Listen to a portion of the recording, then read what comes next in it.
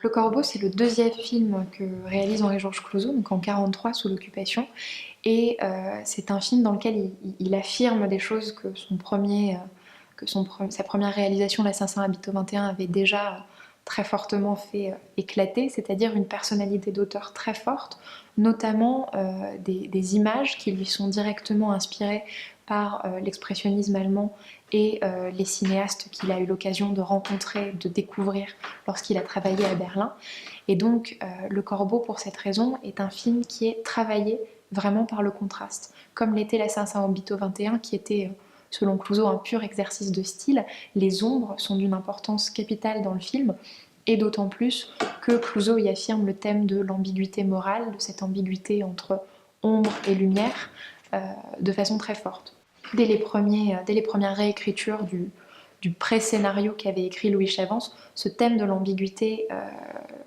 s'affirme comme le point central du film, et déjà le prolongement pictural de ce thème, il est dans un jeu entre l'ombre et la lumière, puisque dans une première version de la scène célèbre de l'ampoule se balançant dans la salle de classe, Clouzot avait imaginé d'éclairer les visages de Vorzay et du docteur Germain par une lampe à pétrole, et au fur et à mesure que la mèche filait, le visage de Vorzay se plongeait peu à peu dans l'ombre. Voilà, donc cette idée du contraste qui est donc directement inspirée du travail des Allemands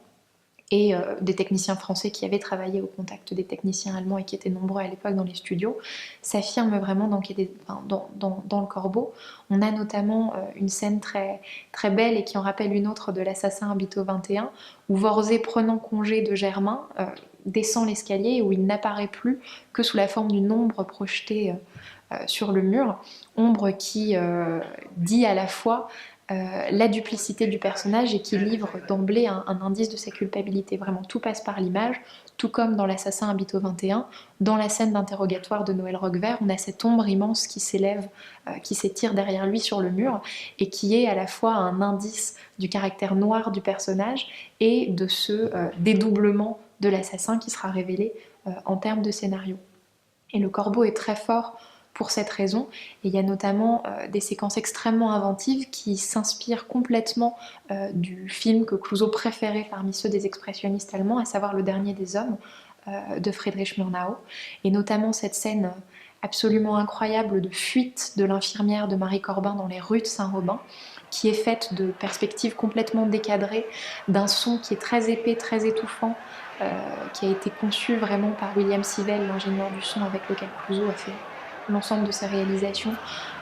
de façon très, très physique. Voilà, on a ce son très épais des vociférations de la foule qui la poursuivent et auquel s'ajoute ensuite le son de l'orgue lorsqu'elle dépasse l'église, jusqu'au moment où elle rentre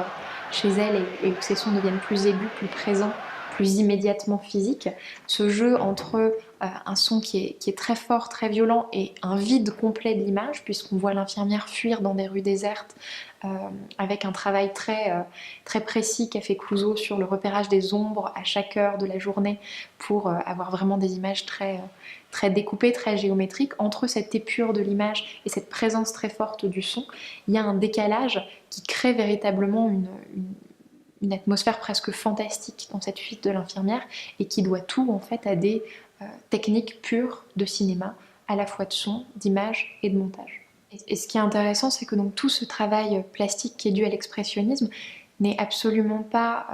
réduit à une question plastique, ne se cantonne pas à des morceaux de bravoure, mais est vraiment toujours au service du scénario. C'est-à-dire qu'aucune des images chocs, des séquences chocs qu'a conçu Clouzot, que ce soit celle de la lampe se balançant, celle de la fuite de Marie Corbin, ou la séquence de dictée, qui est très forte elle aussi au point de vue formel sur le travail du son et du décadrage des plans,